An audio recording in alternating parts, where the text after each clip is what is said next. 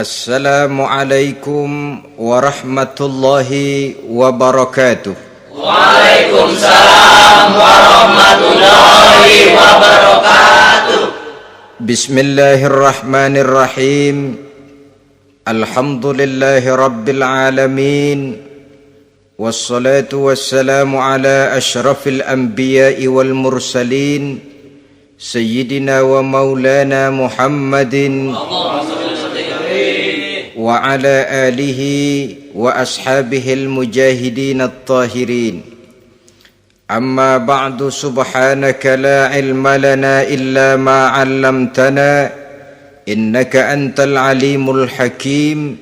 La hawla wa la quwwata illa billahil aliyyil azim. Saudara-saudara kaum muslimin, terutama adik-adik para remaja dan pemuda yang saya cintai, apabila seseorang akan membangun rumah, tentu saja dia akan mengadakan beberapa pilihan. Sejak dari memilih lokasi di mana rumah itu akan didirikan, sampai kepada menentukan bahan-bahan kualitas yang akan dipakainya, sampai kemudian kepada wujud dan bentuk rumah yang akan ditinggalinya. Demikianlah bahwa untuk membangun sebuah rumah yang hanya untuk menaungi kehidupan di dunia ini, kita mengadakan berbagai macam pilihan. Apalagi kalau kita akan membangun sebuah rumah tangga yang kita harapkan tidak hanya akan menaungi kehidupan di dunia ini, tidak hanya untuk kepentingan kita saja, tetapi juga untuk kepentingan anak cucu kita di belakang hari, termasuk sampai kepada hari akhirat nanti. Oleh karena itu, pada pertemuan kali ini, saya hanya ingin khusus berbicara kepada adik-adik remaja dan para pemuda, bagaimana sebaiknya memilih jodoh menurut ajaran agama Islam. Dalam Al-Quran, Allah Subhanahu wa ta'ala menjelaskan, Zuyyina linnasi hubbus syahawati minan nisa, bahwa manusia apapun jenisnya, asal dia bernama manusia, dihiasi dengan perasaan cinta kepada perempuan.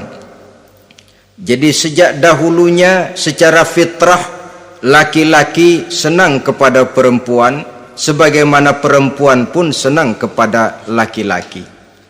Dihiasi rasa cinta ini dalam kehidupan manusia. Dan oleh karena adanya rasa cinta, berkembanglah segala macam persoalan. Sehingga seorang ahli cinta pernah berkata, cinta adalah 5 huruf yang membuat persoalan tidak akan pernah selesai. 5 huruf yang membuat persoalan tidak akan pernah selesai-selesai.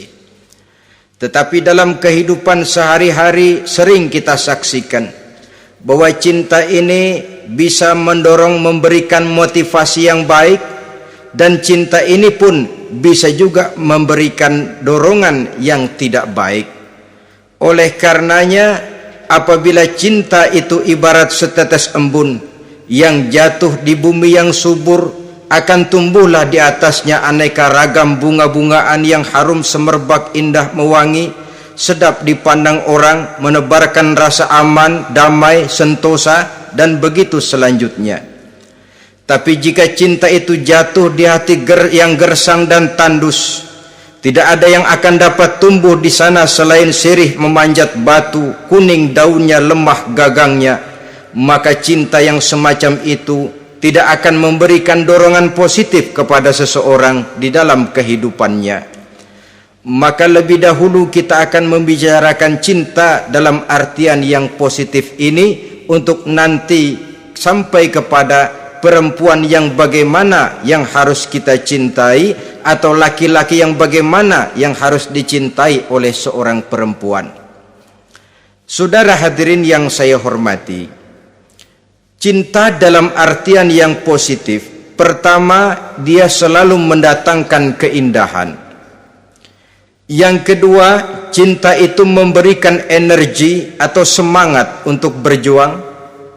Dan yang ketiga, cinta itu selalu membawa resiko dalam bentuk pengorbanan. Maka cinta yang positif pertama melahirkan keindahan. Disinilah orang memerlukan filter atau saringan. Sebab keindahan yang didasarkan karena cinta itu merupakan satu keindahan yang relatif saja. Boleh jadi karena indah orang jadi cinta, boleh juga jadi karena cinta segala sesuatu terasa jadi indah. Namun bagaimanapun juga, kalau hati sudah diliputi oleh rasa cinta, segalanya akan terasa menjadi indah. Cinta itu adalah keindahan. Yang kedua, cinta itu energi, melahirkan dorongan dan semangat. Yang lemah bisa menjadi kuat, yang takut bisa menjadi berani, yang jauh jadi terasa dekat. Itu semua karena dorongan cinta. Dan dari energi ini lahirlah yang ketiga, bahwa cinta adalah pengorbanan. Sehingga orang berkata, berani bercinta artinya harus berani berkorban. Takut berkorban, jangan bercinta. Kalau cinta ini kita salurkan kepada nilai-nilai agama umpamanya, yang pertama, cinta mendatangkan keindahan. Kita cinta kepada agama, maka apapun yang diperintahkan oleh agama akan terasa menjadi indah.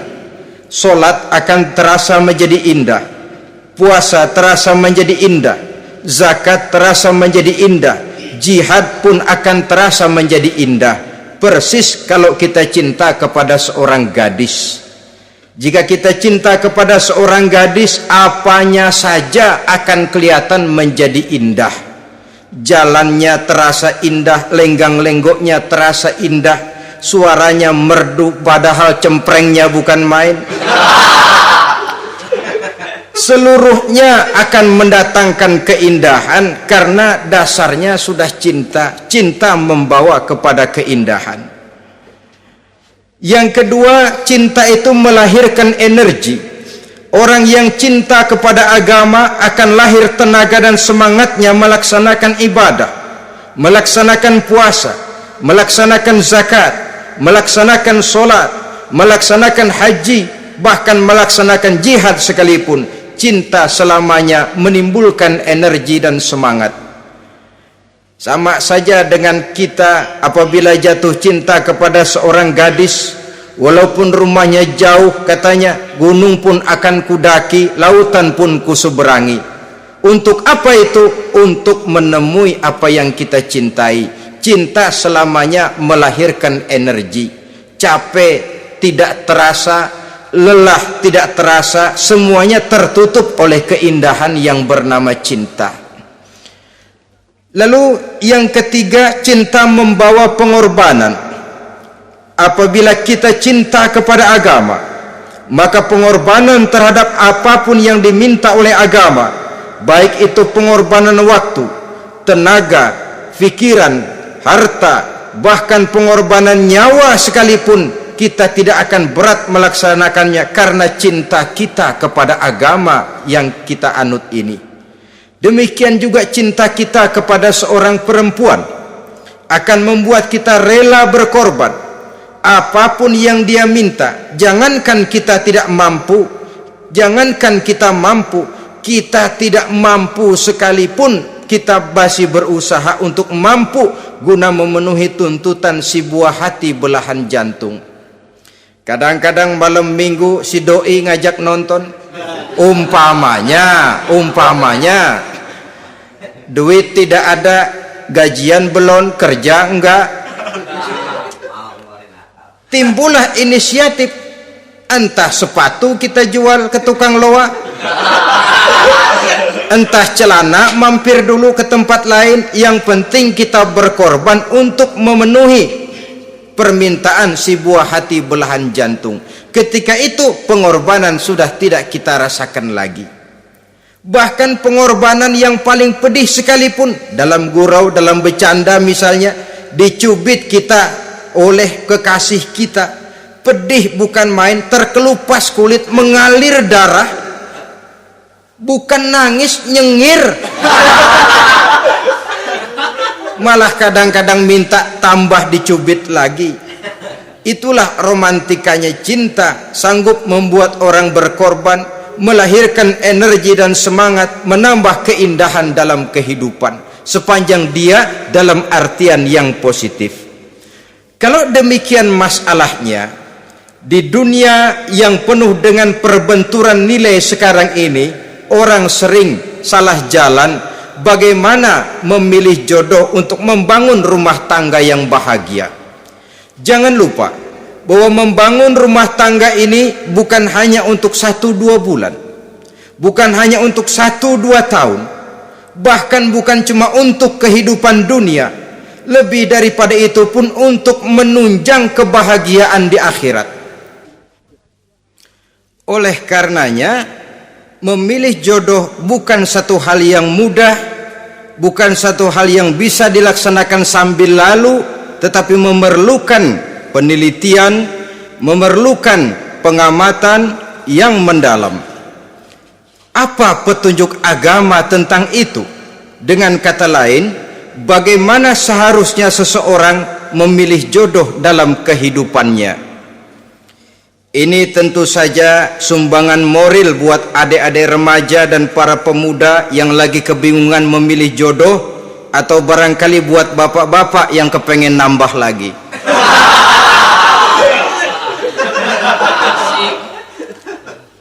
Mohon maaf kepada ibu-ibu, saya tidak menganjurkan, cuma ngajarin.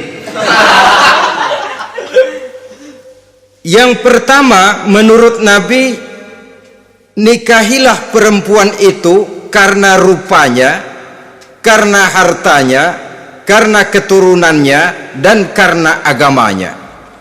Ada 4 motif utama di sini. Pertama, memilih jodoh, lihatlah rupanya. Lagian siapa yang kepengen dapat jodoh rupanya nggak karu-karuan? Cari rupa yang cantik, indah, dan menawan. Namun jangan lupa, saya katakan di zaman di mana sering terjadi benturan nilai seperti sekarang ini, orang sulit untuk mendapatkan keaslian. Di mana teknologi sudah sedemikian canggih, di mana ilmu kedokteran sudah sedemikian maju, maka berbagai macam rupa bisa dibentuk dengan apa yang dinamakan operasi plastik misalnya. Yang pesek bisa dibikin mancung, kuping yang kelebaran bisa dibikin sedang, pipi yang kembung sebelah bisa dibikin rata, janggut yang tidak menarik bisa dibikin bak lebah bergantung katanya. Oleh karena itu, kalau pilihan hanya tertuju kepada rupa yang cantik saja semata-mata, kita sudah melakukan satu kesalahan yang sangat besar. Sebab apa? Diperingatkan oleh Nabi melalui hadis Ibnu Majah, Bazar dan Baihaqi dari Ibnu Umar. Janganlah kamu kawini seorang perempuan karena kecantikannya, sebab kecantikan boleh jadi akan mencelakakan. Jangan juga kamu kawini perempuan karena hartanya, sebab kekayaan biasanya akan mendatangkan kesombongan. Tetapi kawinilah karena agama dan akhlaknya, karena itulah yang akan membawa kepada kebahagiaan. Saudara-saudara kaum muslimin, terutama adik-adik remaja dan para pemuda, dikala usia puber, apalagi mata baru terbuka, awal balik namanya, remaja sering kehilangan filter. Pokoknya asal ngelihat rupa yang sudah lemot, denok, geboy, pikiran pun hanyut, malam terkenang, siang terbayang, tidur tak nyenyak, makan tak enak katanya, selalu terbayang wajah si doi. Dikala itu orang kehilangan pertimbangan bahwa rupa yang cantik kadang-kadang sering menipu. Diriwayatkan oleh Imam Ibnu Abbas, satu hari ketika sedang kumpul dengan para sahabat, lewatlah orang dengan potongan potongan orang kaya. Kelihatan kan, orang kaya sama orang miskin jalannya aja lain kan? Jalannya saja, jangan gaya hidupnya, jalannya saja lain. Lewat dia, Rasul bertanya kepada seorang sahabat, menurut pendapatmu bagaimana orang yang lewat itu? Kata sahabat, oh yang lewat ini ya Rasul, kalau dia meminang perempuan pasti diterima, kalau dia menolong orang pasti berhasil, kalau dia ngomong pasti didengerin. Kenapa? Orang kaya. Orang kaya ya Rasul. Kalau dia minang, perempuan mana yang kagak bisa menerima kalau dipinang oleh orang kaya, biar mukanya udah belipet kayak dompet tanggung bulan. Kalau memang duitnya banyak, nggak kelihatan tuh muka yang belipet, yang kelihatan duit. Kalau dia nolong orang pasti berhasil apa yang dia tolong itu. Kalau dia ngomong pasti didengerin orang, walaupun omongannya biasa-biasa saja. Kenapa? Orang lihat penampilannya. Sudah, ketika orang itu lewat, beberapa lama kemudian lewat lagi seseorang yang kelihatannya miskin. Rasul tanya lagi, kalau orang ini bagaimana pendapat kamu? Wah, potongan begini sih Rasul, kalau dia minang orang tolak. Siapa yang mau kawin sama kere begini? Kalau dia nolong orang pasti nggak berhasil. Kalau dia ngomong kagak bakalan ada yang mau dengerin. Siapa yang mau dengerin orang susah ngomong? Setelah orang itu lewat, apa kata Rasul? Orang yang terakhir yang lewat ini, yang barusan lewat, jauh lebih baik dari yang pertama yang lewat tadi. Jauh lebih baik. Maksud dari ucapan ini, Rasul sebenarnya mendidik para sahabat jangan tertipu oleh penampilan. Sebab penampilan tidak selamanya mencerminkan keaslian. Apalagi di zaman sekarang, salon di mana-mana bejibun. Alis mata bisa dibikin, pipi bisa dicat, yang pinggir kuning, yang tengah merah, di sebelah merah ada yang kehitam-hitaman, persis orang kepentok tiang listrik.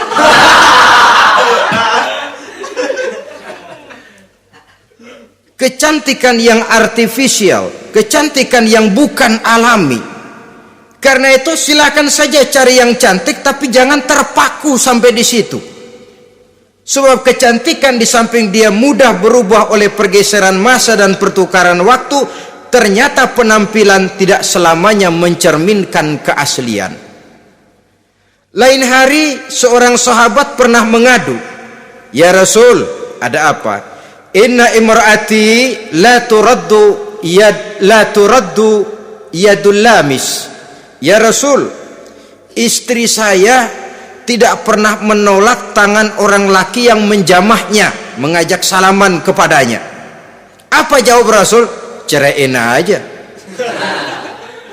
Tapi hati saya berat ya Rasul, saya cinta betul sama dia. Ya kalau hatimu berat, jaga dia baik-baik. Nah, dari riwayat ringkas ini kita ambil satu perbandingan. Memang punya istri berwajah cantik itu kadang-kadang si malakama kalau imannya tidak kuat. Si malakama, kita diemin aja, binal, makan hati, nggak aman, nggak tentram. Jangan-jangan saya berangkat ke kantor, dia ngompreng. Buah si malakama, seperti orang tadi, ya Rasul. Istri saya kelihatannya sebenarnya tidak negatif maksudnya ini, cuma bersalaman tapi terlalu ngobrol. La turaddu yadul lamis, tidak pernah menolak orang yang ngajak salaman, ya sekedar salaman. Tapi kan awalnya dari salaman. Kalau sudah salaman kan strum bisa ngederdet dari tangan situ. Kata Rasul sederhana saja, ya kalau memang begitu ceraiin. Saya nggak kuat Rasul, saya cinta betul sama dia. Kalau kau tak kuat berpisah dengan dia, jagalah dia baik-baik, ajar, didik, tanamkan rasa keagamaan di dalam hatinya. Saudara-saudara kaum muslimin, jadi rupa yang cantik tanpa didasari oleh nilai-nilai agama akan membuat seorang suami di rumah tangganya seperti si malakama. Seperti berhadapan dengan buah si malakama kalau tidak diiringi dengan nilai-nilai moral yang luhur dan bekal agama yang tangguh. akan pergi jauh dari rumah rasanya tidak aman, sedangkan di rumah saja siapa yang akan mencari nafkah? Dan begitu selanjutnya. Orang tadi jelas berhadapan dengan buah si malakama, didiamkan, makan hati. Sebab maaf, kalau seorang suami sudah tidak punya rasa cemburu terhadap istrinya, itu kan yang disebut dayus. Dan dayus itu jangankan masuk surga, bau surga saja dia tidak dapat. Tapi cemburu dalam artian bukan cemburu buta, cemburu dalam artian yang wajar. Dia cemburu, akan dikerasi takut kalau istrinya minta cerai, sedangkan dia cintanya sudah kadung medok bener. Si malakama jadinya. Nah, ini juga satu riwayat yang memberikan gambaran kepada kita. Pilihan, silakan cari rupa yang cantik saja, cari yang cantik. Tapi kalau itu dijadikan motif utama tanpa dasar-dasar agama, saya khawatir nanti rumah tangga kita akan berhadapan dengan buah si malakama. Jadi adik-adik remaja, usaha, ikhtiar, cari yang cantik, yang kira-kira nggak membosenin, supaya kita betah tinggal di rumah, supaya kita merasa ada tempat berbagi rasa, ada tempat kita bernaung. Sebab kalau nyari bini sebini-bininya mah, ya jodoh di tangan Tuhan, kagak usah nyari juga ntar datang diri umpamanya. Iya, kalau yang datang peot. Orang harus berusaha, walaupun pada akhirnya jodoh toh memang ditentukan Allah. Kan 3 hal yang kita tidak bisa menentukan itu katanya.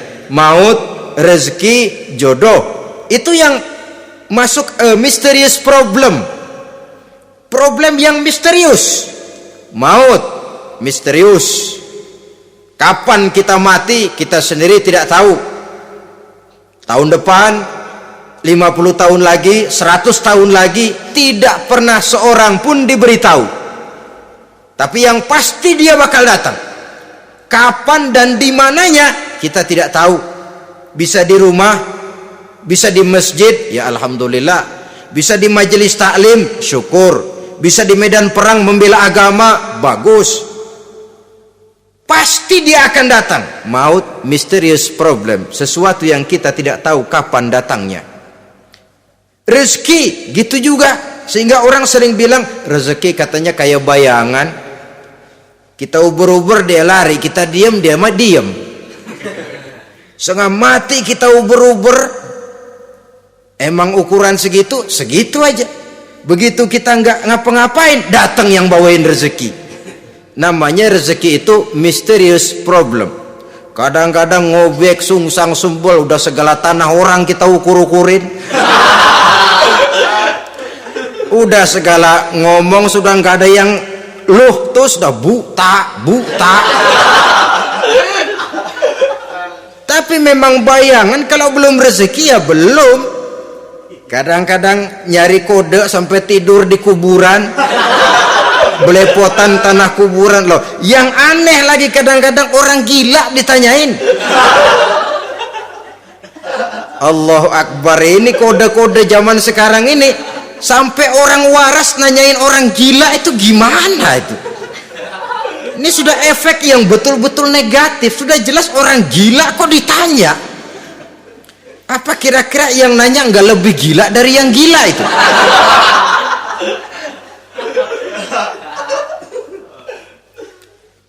Saudara-saudara kaum muslimin, terutama adik-adik remaja dan para pemuda, jadi silakan saja cari rupa yang cantik, karena dia akan jadi tautan hati, buah hati belahan jantung, tempat kita berbagi rasa, tempat kita pulang dan tinggal di rumah tangga kita. Tapi hendaknya kecantikan rupa itu diiringi juga dengan kecantikan budi. Karena itu cari rupa yang cantik. Ini pilihan utama. Yang kedua, kata Nabi, harta, cari yang kaya. Tetapi jangan lupa, jangan dijadikan pilihan utama, karena kekayaan sering mendatangkan kesombongan.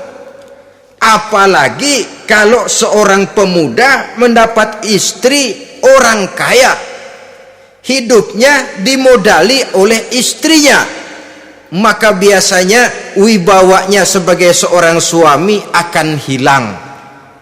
Akhirnya komando di tangan istri. Dikala itulah suami tidak lebih daripada prajurit yang taat kepada komando istrinya. Padahal menurut konsep Quran, ar-rijalu qawwamuna 'alan nisa, laki-laki diciptakan sebagai pembimbing bagi perempuan. Kalau nanti suatu saat terjadi benturan, sedangkan modal diberikan oleh istri, terjadilah pengungkitan. Kata istrinya apa? Lu jangan bertingkah, lu kan kawin sama gue, modal lu kolor doang.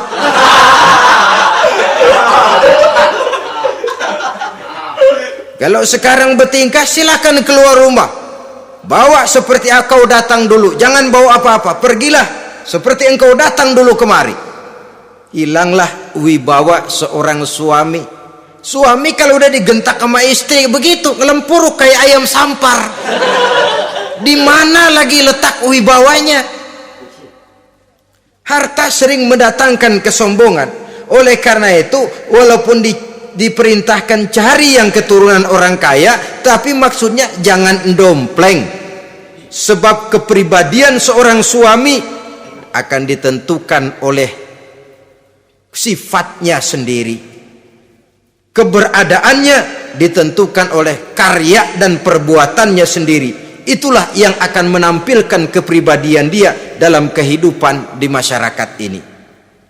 Saudara-saudara kaum muslimin, terutama adik-adik remaja dan para pemuda, kan kadang-kadang di zaman sekarang kan kelas-kelas gigolo, playboy ya, nyari tante-tante kesepian, mejeng-mejeng di pinggir-pinggir jalan dengan harapan apa? Ya barter lah, tukar tambah, nah, supaya dapat rokok, dibelikan pakaian, motor dan sebagainya.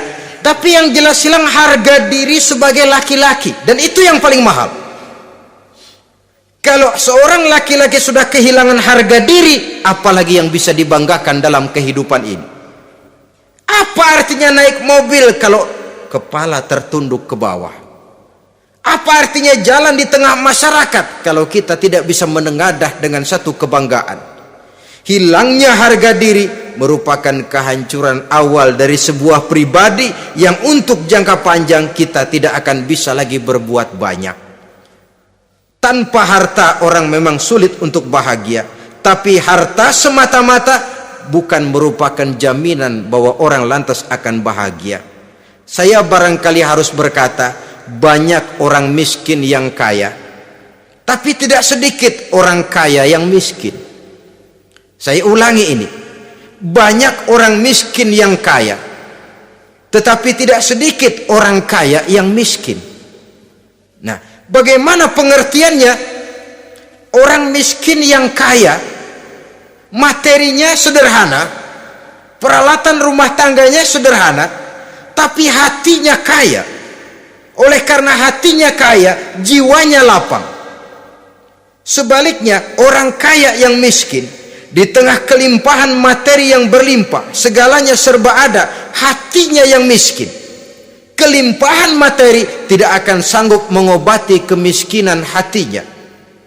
Sehingga di tengah kehidupan yang serba ada, dia masih merasa kurang, maka dia tidak pernah cukup.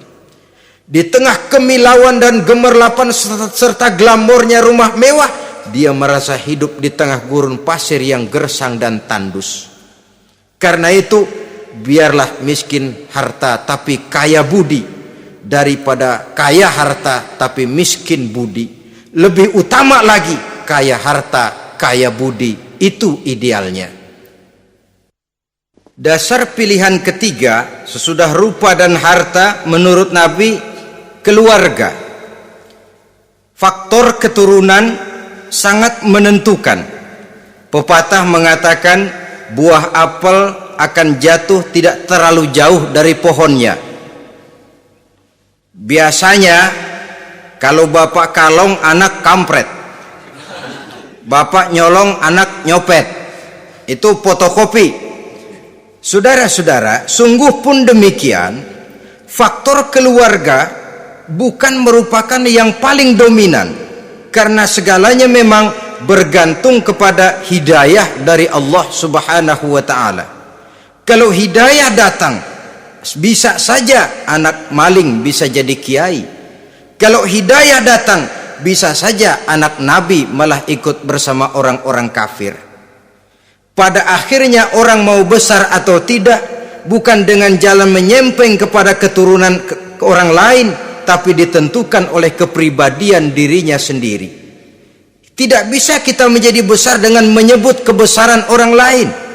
Itu sebabnya dicontohkan oleh Imam Ali pada saat beliau berkata, laisal fata may yaqulu kana abi walakinnal fata may yaquluha anadha. Anak muda yang gentleman adalah anak muda yang berani berkata, inilah saya. Bukan anak muda yang membanggakan leluhurnya. Ini kan zaman sekarang ini lagi ngetopnya lagu-lagu cengeng katanya dah. Sebenarnya menurut saya bukan cuma lagu cengeng yang jadi masalah. Lagu cengeng cuma satu efek dari sikap yang lebih utama dari itu, yaitu mental cengeng. Kalau mental sudah cengeng, apapun yang kita lakukan akan jadi cengeng. Tidak cuma lagu, kebudayaan yang lahir akan kebudayaan cengeng. Jadi pengusaha cengeng, jadi pejabat cengeng, jadi kiai cengeng. Kenapa? Mental cengeng. Di antara mental cengeng itu apa? Mengandalkan fasilitas atasan. Kalau tidak ada fasilitas dari atas, lantas tidak bisa berbuat apa-apa, cengeng. Menjadi besar bukan karena karier pribadi, tapi karena nasib katrolan. Itu pun termasuk mental cengeng. Sedikit gagal, bagaimana sedikit jalan buntu, sedikit deadlock, lu ngapain lu melulu? Saudara hadirin yang saya hormati, jadi lebih penting dari sekedar lagu-lagu cengeng, saya malah lebih suka bicara mental cengeng ini. Mental yang cepat putus asa, mental yang tidak mau mengeluarkan usaha maksimal, mental yang hanya mengandalkan fasilitas, sedangkan pribadinya tidak lebih daripada pribadi sumuhun dawu, pribadi kulon nuwun, pribadi kumaha juragan wae, pribadi oke bos, pribadi asal bapak senang. Bukankah itu semua merupakan cermin dari mental-mental yang cengeng, yang untuk jangka panjang tidak akan pernah menguntungkan daripada pembangunan bangsa dan negara yang kita cintai ini. Seseorang mau besar atau tidak bukan dengan jalan menyempeng kepada kebesaran orang lain. Bahkan Syauqi dalam sebaik syairnya yang lebih tegas mengatakan, wa syarrun nasi zu khumulin iza fakhartahum zakarul jaduda wa syarrun nasi wa khairun nasi zu syarafin qadimin aqama li nafsihi syarafan jadida. Generasi yang paling jelek adalah generasi pemalas. Kalau kelihatan orang lain lebih hebat dari dia, disebut-sebutnya kebesaran nenek moyangnya. Dia sendiri nggak punya prestasi apa-apa. Kerjanya cuma ngandeli kerjanya cuma menggelayuti fasilitas orang tuanya. Tanpa itu dia tidak akan punya nilai dan harga sama sekali. Ini generasi paling jelek. Kalau orang lain kelihatan lebih hebat, dia sebut nenek moyangnya. Lo sih belum apa-apa, lo baru kopral lo. Engkong gua no, komandan Hansip. Engkongnya yang disebutin. Dia sendiri tidak punya prestasi apa-apa. Jadi silahkan saja cari gadis dari keturunan keluarga yang baik-baik, tapi jangan jadikan tendensi utama, jangan dengan niat untuk menyempeng kepada kebesarannya, tapi paling tidak dengan niat agar mudah-mudahan dari benih yang baik ini akan lahir keturunan-keturunan yang baik pada akhirnya nanti. Itu yang kita harapkan. Bukan lalu dengan pertimbangan, weh mertua gue bos nih, kali aja begitu gue kawin dia mampus. Ini semua warisan kan jatuh kemari semua. Kalau itu niatnya sudah jelas salah. Kita mencari perempuan dengan keturunan-keturunan yang baik dengan berharap agar anak-anak kita nanti yang akan merupakan benih cucunya akan melahirkan kebaikan-kebaikan seperti leluhurnya dulu. Saudara, pilihan yang keempat kata Nabi, agama. Ini yang paling inti. Kenapa? Agama itu motivasinya moral. Di sini segalanya ditentukan. Rupa yang baik, harta yang banyak, keluarga yang luhur, kalau sudah dilandasi oleh agama yang rapuh, bahkan tidak beragama sama sekali, ketiga hal di atas tadi hanya akan mendatangkan malapetaka. Sekarang kan kita tertipu oleh penampilan, padahal penampilan belum tentu kenyataan. Di jalan-jalan kita akan lebih terpesona melihat gadis pakai miniskirt di atas lutut ketimbang kita melihat gadis-gadis yang pakai jilbab. Kalau sudah pakai jilbab keliwat, yang usil banyak banget, bau sorga nih. Bau sorga katanya. Tapi kalau sudah yang pakai miniskirt itu yang lewat, itu dari ujung ke ujung mata kagak mau kedip. Laler nemplok di mata kagak dirasain. Kita terpesona oleh penampilan zahir, padahal penampilan belum tentu memantulkan hal yang sebenarnya. Tapi memang itulah watak manusia. Watak manusia, saya katakan manusia tanpa kecuali. Tetapi bergantung kepada pemikiran jangka pendek atau jangka panjang. Kalau jangka panjang yang kita pikirkan, ya tentu kita tidak akan mudah terpesona oleh hal yang zahir. Sampai-sampai Quran sendiri mengatakan budak yang hitam legam tapi beriman itu lebih baik daripada orang-orang musyrik walaupun cantik, denok, lemot, geboy. Ada lagi nggak bahasa yang lebih dari itu? Cantik, denok, lemot, geboy, bahenol, nerkom. Tapi kafir masih lebih baik budak yang hitam legam sekalipun kalau dia beriman. Kenapa? Rumah tangga untuk jangka panjang. Sebab itu Islam tidak membolehkan kawin campuran dengan lain agama. Walaupun ada ayat yang mengatakan boleh kawin dengan ahlul kitab, tapi sebagian mufassir menjelaskan bolehnya kawin dengan ahlul kitab itu dalam kondisi darurat. Dalam kondisi normal tidak bisa. Kenapa? Kalau sudah berlainan agama, akan terjadi kerancuan rumah tangga untuk jangka panjang. Bagaimana membina dalam keharmonisan di rumah tangga? Bagaimana nasib anak-anak nanti? Kadang-kadang ada keluarga, kami sih keluarga modern. Anak-anak kami berikan kebebasan untuk milih agama apa saja. Bapaknya Islam, istrinya Kristen, anaknya ada yang Hindu, Buddha. Bagus nih, keluarga pecel namanya. Bagaimana keluarga modern bisa seperti itu? Padahal seorang suami bertanggung jawab di hadapan Allah. Dia akan ditanya tentang istrinya. Dia akan dimintakan pertanggungan jawab tentang anak-anaknya. Kalau istri kita berlainan agama, mungkin terjadi pengkaplingan. Pokoknya kalau anak perempuan ikut ibu, anak laki ikut bapak.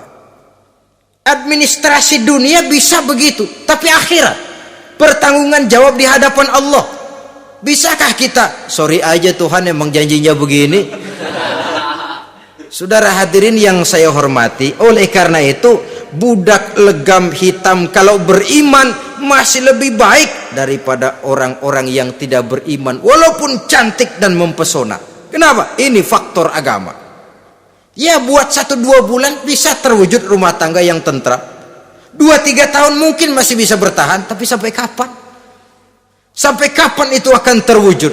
Pada akhirnya akan muncullah dilema yang akan sulit buat diatasi. Oleh karenanya motif agama dijadikan stres oleh Nabi. Fazfar bizatiddin taribat yadak. Pilih agama sebagai titik sentral, sebagai pilihan utama. Kalau agamanya kuat, walaupun rupanya sederhana, tapi karena nilai agamanya kuat, dia bisa menyenangkan hati suaminya. Dia bersolek untuk kepentingan suaminya. Dia taat kepada suaminya. Harta, dia anak orang kaya untuk membantu perjuangan suaminya.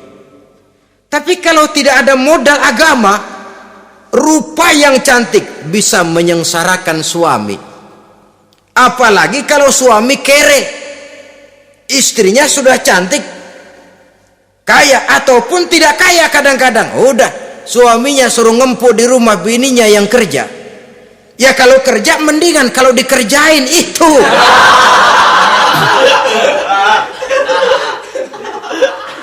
Itu yang repot. Saudara hadirin yang saya hormati, dan ini bukan satu dua kasus. Alangkah malangnya kalau sudah terkena hal seperti itu. Akhirnya seperti pengaduan sahabat kepada Rasul tadi. Mau diceraiin, cinta saya udah medok benar Rasul. Enggak diceraiin, hati saya ngebet, pegel. Si malakama akhirnya. Jadi oleh karenanya agama.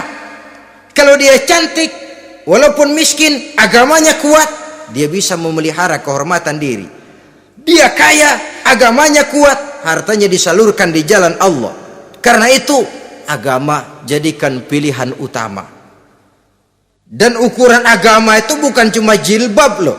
Ya kadang-kadang ada juga yang jilbabnya nggak pernah lepas, tapi kadang-kadang akhlaknya lebih binal dari yang kribo. Ada cuma sekedar kamuflase saja, itu pun penampilan, sekedar penampilan saja. Cuma dari segi aurat ya memang lebih baik dan lebih utama, dan saya kira lebih mengundang penasaran toh. Duren kalau udah dibuka kan kelihatan isinya, emang udah begitu, udah. Tapi kalau masih rapat, itu yang rasanya kita pengen buka. Timbul tantangan, gue pengen tahu isinya. Rasanya juga begitu. Sama saja dengan baju, kalau dibungkus rapat di plastik, ditaruh di etalase, adanya di toko mau serba ada, tahu kita barang mahal nih. Biar punya duit kita mau nawar ragu-ragu, takut nggak cukup. Tapi kalau barang sudah dibuka di jalanan, diobral di pinggir jalan murahan, 1.003 masih dicampur odol. Yang begitu sih biar nggak punya duit kita berani banget nanya, nawar, megang lagi nyemek. Berat duit nih bang. Kenapa? Barang sudah terbuka. Jadi saudara-saudara, syukur kalau keempat-empatnya ini jodoh terkumpul dalam jodoh yang saudara cari. Sudah rupanya cantik, kaya, keturunan orang baik-baik, agamanya kuat. Nah, surga dunia tuh. Yang begitu cari. Kalau ada yang begitu saya juga mau nambahin satu lagi.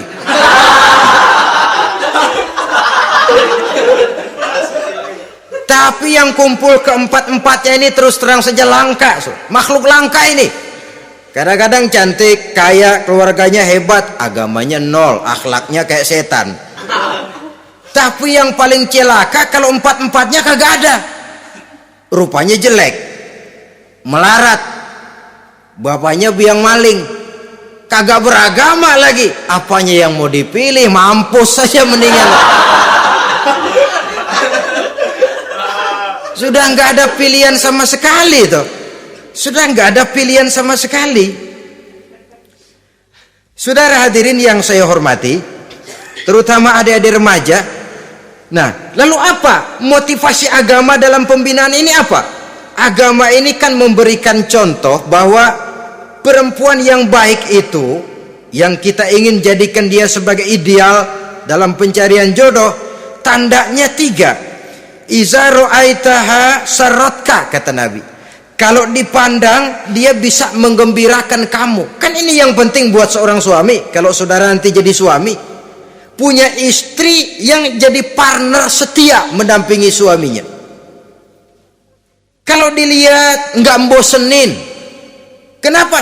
Dia berdandan untuk nyenangin hati suaminya, enggak bosenin. Kan kadang-kadang ada bini kalau kita pulang demek aja fotonya.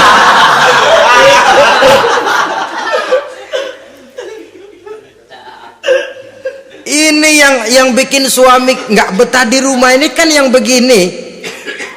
Adapun perempuan yang beragama, apabila dipandang oleh suaminya, dia pandai menyenangkan hati suaminya. Andai kata suaminya dalam kesulitan, dia tidak menambah beban kesulitan. Paling tidak dia bisa memberikan satu bantuan moral. Bantuan moral untuk mengurangi beban kesulitan daripada suaminya. Suami pulang dagang rugi, kata istrinya, romantika bang. Sekali-sekali lah, masa selamanya dagang mau untung. Besok siapa tahu untung lebih besar. Kan meringankan tuh. Kadang-kadang enggak, suami pulang dagang dari pasar panas rugi, sampai rumah bini pidato pletar-pletor. Lu dagang rugi, emang lu laki goblok.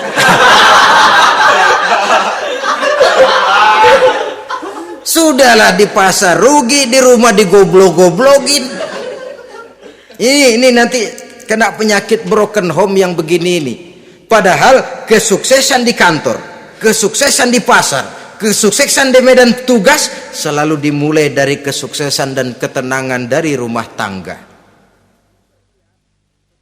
Dia berhias untuk kepentingan suaminya, tidak terlalu berlebihan, dan suaminya pun pandai menghargai istrinya dengan kata-kata yang menimbulkan gairah dan semangat.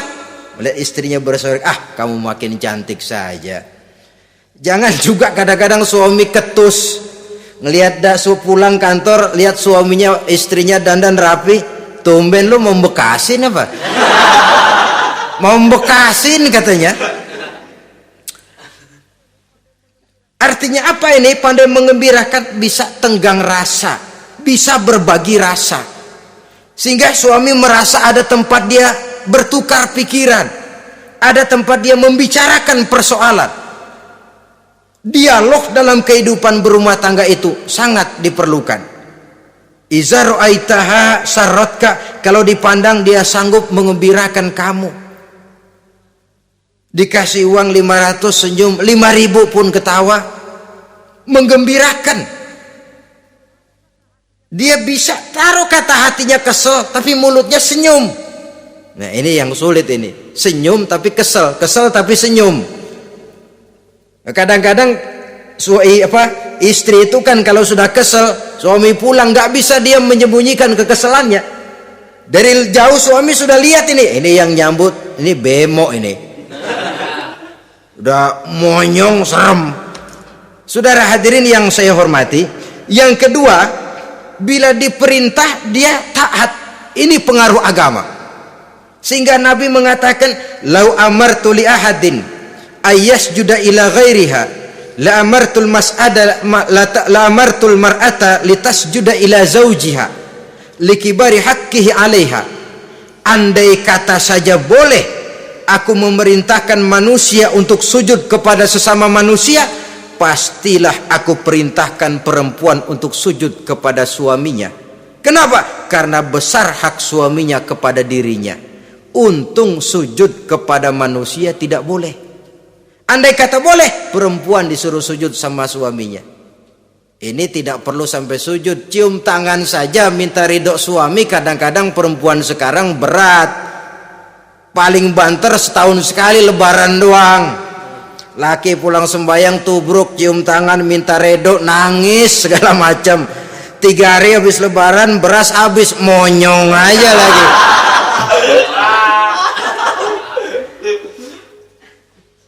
Saudara hadirin yang saya hormati, yang ketiga, akibat pengaruh agama, dia sanggup memelihara kehormatan diri dan sanggup menjaga harta suaminya. Memelihara kehormatan diri baik pada saat suaminya di rumah atau pada saat suaminya tidak ada di rumah. Satu riwayat, seorang sahabat akan pergi perang jihad di fi sabilillah. Ketika mau berangkat dia bilang kepada istrinya, saya mau berangkat perang. Kalau saya belum pulang kamu jangan keluar rumah. Baik bang. Pergi istrinya, pergi suaminya jihad. 1 minggu, 2 minggu berlalu, belum juga pulang. Satu hari datang utusan dari rumah orang tua si istri ini. Assalamualaikum bu. Waalaikumsalam. Ada apa? Ada berita kurang enak bu. Orang tua ibu sakit parah. Mohon tolong ditengokin. Apa kata si istri? Maaf saja, suami saya belum pulang dari medan perang. Saya belum dapat izin keluar rumah kalau dia belum pulang. Tolong sampaikan maaf saya kepada orang tuanya. Pulanglah utusan tadi. Besok balik lagi. Bu, ada apa? Udah Senin Kemis. Napasnya sudah sampai tenggorokan. Tolong tengokin buat terakhir kalinya bu. Suami saya belum pulang. Dia pesan kalau dia belum pulang saya jangan keluar rumah. Saya nggak bisa tengokin orang tua saya. Salam maaf saja. Pulang utusan itu. Besok balik lagi. Bagaimana? Sudah meninggal bu. Mau dikubur. Tengokinlah buat terakhir kalinya. Suami saya belum pulang. Saya belum berani keluar rumah kalau suami saya belum pulang. Itu janji saya sama suami saya. Pulanglah utusan ini ngadu kepada Rasulullah sallallahu alaihi wasallam. Ya Rasul, ini perempuan kelewatan benar. Dari orang tuanya sakit sampai sekarat, sampai mati, sampai dikuburin dia nggak nengokin. Memangnya kenapa? Suaminya katanya pergi jihad dan suaminya tidak mengizinkan dia keluar rumah kalau si suami belum pulang. Apa jawab Rasul? Marahkah beliau? Tidak, beliau senyum. Apa katanya? Dosa orang tua yang meninggal ini telah diampuni oleh Allah karena dia punya anak perempuan yang begitu taat kepada suaminya. Allahu Akbar. Dosa orang tua yang sudah meninggal itu diampuni oleh Allah karena dia punya anak perempuan yang begitu taat kepada suaminya. Ketaatannya kepada suaminya menyebabkan dosa orang tuanya diampuni oleh Allah Subhanahu wa taala.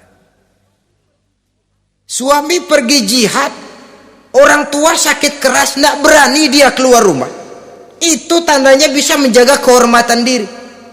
Kalaupun satu saat suaminya manggil, bu tolong ambilin uang di dompet, dompetnya dibawa, bang ambil saja sendirilah, nanti salah ambil lagi saya. Kadang-kadang enggak, suaminya pergi mandi dompet berantakan. Saudara hadirin yang saya hormati, ini motivasi agama. Jadi kecantikan zahir yang diimbangi dengan kecantikan batin oleh karena pengaruh agama tadi. Kalau sudah kemari, orang tidak perlu mikir-mikir operasi plastik, bikin yang pesek jadi mancung supaya orang tertarik, bikin belakang yang kurus jadi menarik. Tidak. Orang tidak perlu lagi pakai susuk-susukan, dipasang di bibir supaya kalau senyum orang gempor, supaya kalau ngomong orang percaya, dipakai di kuping supaya macam-macam. Tidak perlu lagi pakai jompa-jampe, pelet-peletan supaya kalau diludahin orang ngikut. Nggak perlu lagi. Kenapa? Cinta itu nature, sesuatu yang alamiah, yang tidak bisa dipaksakan. Dia kudrati, karunia dari Allah. Tidak bisa cinta dipaksakan. Kalaupun bisa, dengan ilmu pelet, oh saudara bisa membuat orang jatuh cinta, ya 2-3 hari, 4-50 hari. Kesananya, apa yang akan terjadi? Kelanggengan tidak akan pernah terwujudkan. Kenapa? Keterpaksaan yang akan timbul. Dalam kondisi semacam itu, rumah tangga tidak akan mengalami ketenangan dan ketentraman. Jadi biarkan cinta berjalan secara alamiah karena dia memang alamiah. Saudara-saudara, nah sekarang kalau sudah ketemu nih yang 4 tadi, rupa cantik, keturunan boleh, kaya lumayan, agama kuat, apa yang harus kita cari? Apa yang harus kita lakukan? Apa pakai pepatah anak sekarang? Aku lihat, aku pikat, aku dapat, aku sikat, aku